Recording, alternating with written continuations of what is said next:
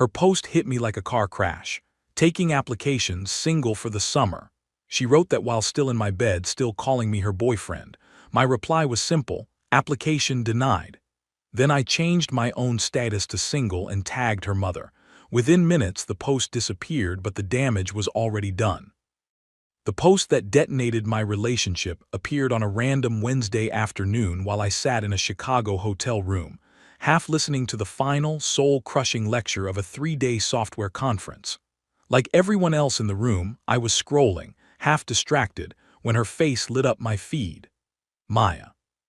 My girlfriend of 3 years, the woman who lived in the house I owned, smiling in a rooftop bar I didn't recognize, in a new dress I'd never seen. Cocktail in hand, friends around her, eyes laughing at the camera. The picture was gorgeous. The caption was a knife. The nights are getting longer, and so is my list of requirements.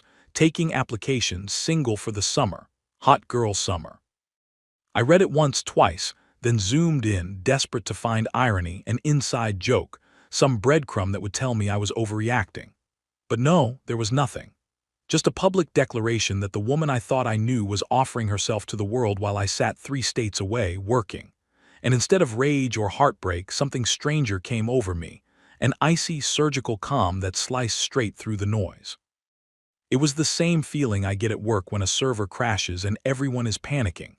The chaos fades away and all I see is the problem, the code, and the precise, logical steps needed to fix it. Maya's post wasn't a cry for help or a joke. It was a vulnerability in my life's operating system, and my job was to patch it, permanently. I didn't call her, I didn't text her, I just acted. My fingers moved with a calm, deliberate purpose. I went to her post, which was already racking up likes and thirsty comments from guys I'd never seen before. I typed out my own comment, short and brutally efficient. Application denied. I hit post. Then I went to my own social media profile. My relationship status had said, in a relationship with Maya Peterson for 3 years. I clicked edit, scrolled down, selected single. I saved the changes, but I wasn't done. I knew that just breaking up wasn't enough. Maya's entire life was curated for an audience. Her biggest fear wasn't losing me. It was losing control of the narrative. She would paint me as the jealous, controlling boyfriend who couldn't take a joke. I needed to preemptively dismantle her story before she even had a chance to write it. I found a picture on my phone from the first day of my conference. One of me and my colleagues at a nice dinner. I looked happy, professional, completely unaware that my relationship was being publicly dissolved 1,000 miles away. I posted it, and then I wrote my own caption. Having a great time in Chicago. Big things on the horizon. Also, excited to be starting a new chapter in my personal life. Sometimes you don't realize you're single until social media tells you. Looking forward to my own Hajj summer of freedom. And then the final surgical strike. I tagged her mother. Maya's mom, Carol, is a sweet, deeply traditional woman who believes that appearances are everything. She's the head of her church's social committee. Her greatest joys in life are her prize-winning roses and her belief that her daughter was in a stable, respectable relationship with a good man. Tagging her was like launching a precision missile into the heart of Maya's support system. I put my phone down on the hotel nightstand. The speaker at the conference was still droning on about firewalls. I felt nothing, just a quiet, focused calm. It took less than 5 minutes. My phone started to buzz, a text from Maya, "Take that down now." Then another, "What is wrong with you? Why would you tag my mother?" Then a phone call. I silenced it, then another text. "It was a joke for engagement, you psycho. You're humiliating me." I picked up my phone and went back to her profile. The post was gone, vanished, as if it had never existed, but the damage was done. The screenshot was already saved on my phone. Her phone calls kept coming, one after another, frantic and furious. I let them all go to voicemail. I didn't need to hear her voice. Her actions had been loud enough. She had wanted to be single for the summer. I had just processed her application and approved it. Effective immediately, she just wasn't going to like the terms and conditions. Update 1. It's been a week since what my friends are now calling the application. The fallout has been exactly as chaotic and satisfying as I'd anticipated. Thank you all for the support and the hilarious comments. I flew back from Chicago the next day. I didn't text or call Maya. I just turned my phone off. I knew she'd be at the house, waiting for an ambush. I needed to control the terrain. So before I went home, I made 2 stops. First, I went to a locksmith and had a full set of new, high-security locks in the back of my car. Second, I went to my lawyer's office. I wanted to make sure every single one of my next moves was legally bulletproof. Since my name is the only one on the deed and the mortgage, he confirmed that as a non-married partner, she was a tenant at will.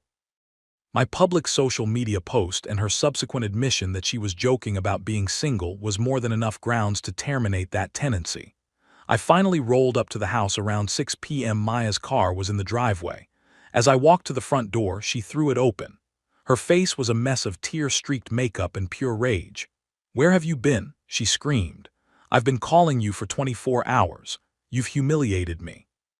My mother is having a meltdown. I walked past her into the house, my suitcase rolling behind me. "Did she not like my post?" I asked calmly. "You're an evil, vindictive child," she yelled, following me. "It was a joke. All the girls were doing it. It was about female empowerment. You took it and you twisted it and you made me look like a fool." I stopped in the living room and turned to face her. "No, Maya," I said, my voice low and steady. "You made yourself look like a fool. You publicly disrespected me and our relationship for a handful of likes. You announced to the world that you were available. The only thing I did was believe you." "I'm not available," she cried, the tears starting up again. "I love you. It was just a stupid caption. You're going to throw away 3 years over a caption. I'm not throwing it away." "You did," I said. "You just didn't have the guts to do it to my face. So you did it where it matters most to you, online. Well, congratulations. Your post went viral in a way. You're single now. Your things are in the guest room. I want you out by the end of the weekend." The look of shock on her face was profound. She genuinely thought this was a fight we would have, and then I would apologize for overreacting and things would go back to normal. She had no concept of permanent consequences. "You can't kick me out," she stammered. "I live here. I have rights." "No, you don't," I said. "You have things and you have until Sunday at 5 p.m. to move them. After that, I'm changing the locks."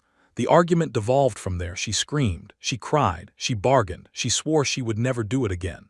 But the entire time, she never once gave a real, genuine apology. She was sorry she got caught. She was sorry I had humiliated her. But she wasn't sorry for doing it in the first place. The best part was the ongoing drama with her mother. Carol had apparently called Maya, read her the riot act, and then demanded to see the original post.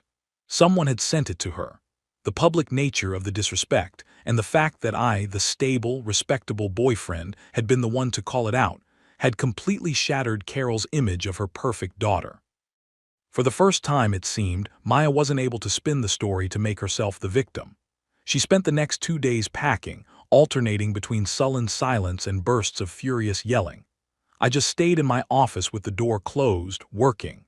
Every time she tried to start another argument, I just repeated the same phrase: "You have until Sunday at 5 p.m. On Sunday afternoon, a rental van pulled up, driven by her very unhappy-looking father. They loaded her things in near silence.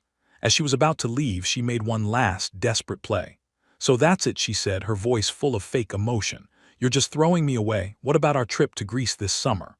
"Ah, yes, the trip. A 3-week island-hopping vacation we had been planning for a year. A trip I had already paid for in full. Non-refundable. Don't worry about it," I said. "I've already got it handled." She thought that was a sign of hope. A small, smug smile touched her lips. She thought I'd cancel it or maybe even beg her to still go. She has no idea.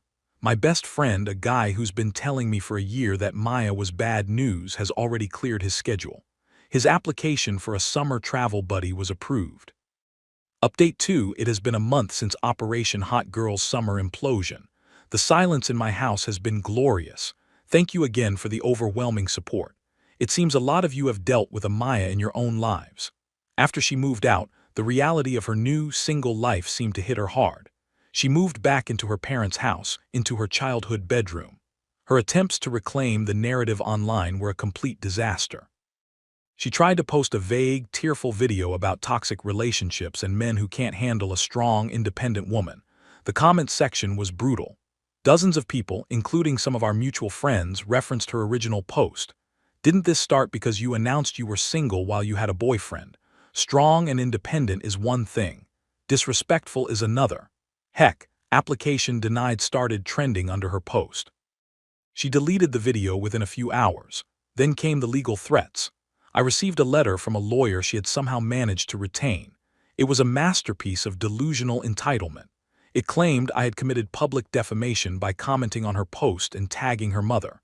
It demanded a public apology and a cash settlement of $50,000 for emotional distress and damage to her brand.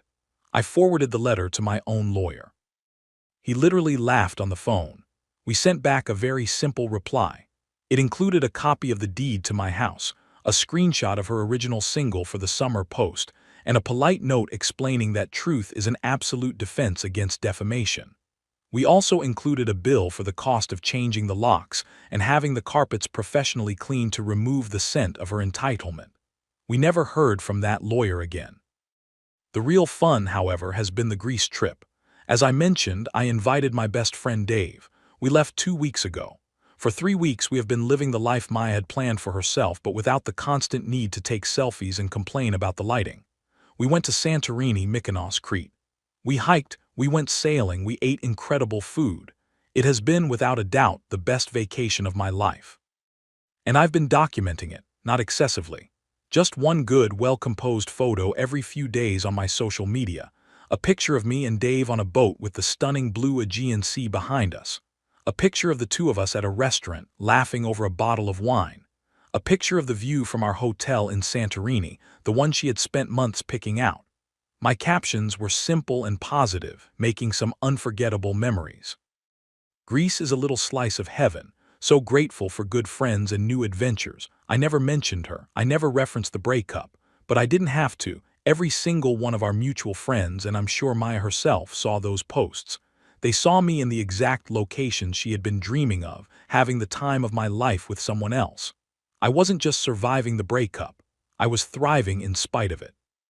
I had taken the future she threw away and was enjoying it without her. The news from back home has been filtering in through friends. Maya is apparently miserable. She sees my posts. Her parents are reportedly sick of her moping around the house. Her hot girl summer has consisted of arguing with her mom and trying to rebuild her shattered online image. She tried to organize a trip with her friends to a cheap, all-inclusive resort in Mexico, but it fell through because no one wanted to pay for her. She thought her social media post was a power move, a way to have her cake and eat it too. She wanted the security of our relationship while publicly advertising for something better. She fundamentally misunderstood the nature of our relationship. It wasn't a brand partnership. It was built on respect. And the moment she burned that respect to the ground for a few likes, the entire structure came down with it. Final update: I'm writing this final chapter from my back porch, watching the sunset. It's been 6 months since I first saw that infamous social media post. My life is quiet, it's peaceful, and it's entirely my own. The Greece trip was a turning point. It washed away the last lingering feelings of anger and replaced them with a profound sense of freedom. The story of Maya's downfall has become a local legend in our social circle. Her attempt to be an influencer backfired in the most spectacular way possible. Her brand, which was built on a foundation of fake authenticity, was exposed as just fake. The single for the summer post wasn't just a betrayal, it was a catastrophic business decision. She lost all her credibility. Last I heard, she's working as a receptionist at a dental office, a job her father got for her. Her social media is now mostly pictures of her parents' dog. Her mother, Carol, actually sent me a short, handwritten card a couple of months ago. It was an apology. She apologized for her daughter's behavior and for not seeing it sooner. She said she hoped I was happy. It was a classy move and I appreciated it. I never replied, but I was glad she understood. The most satisfying part of this entire ordeal wasn't loud or dramatic. It was the quiet, methodical dismantling of her entire worldview. Maya believed that her online persona was more valuable than our real-life relationship. She believed she could control the narrative, that she could make a public spectacle of our relationship with no consequences. My revenge was simply to take her at her word and apply real-world consequences to her digital actions. I commented, "Application denied," not just to her post, but to her entire philosophy on life. Her application to treat me with disrespect. Denied. Her application to use my life and my resources to build her fake brand. Denied. Her application to have a stable, loving partner while publicly auditioning his replacements. Denied, denied, denied. I ran into her once about a month ago. I was at a grocery store on a Saturday morning. She was in the checkout line ahead of me buying a sad-looking microwave dinner and a bottle of cheap wine. She looked normal. The influencer glow was gone. She was just a regular person looking tired and unhappy. She saw me and for a second a flicker of the old, arrogant anger flashed in her eyes, but it was gone in an instant, replaced by a look of pure, defeated humiliation. She just turned away and refused to look at me again. I didn't say a word. I just paid for my groceries and left. There was nothing left to say. I had already said everything that needed to be said with a few clicks of a button. She wanted to be single for the summer. I just made sure she got exactly what she wished for, and from the looks of it, her summer never ended, and mine is just getting started.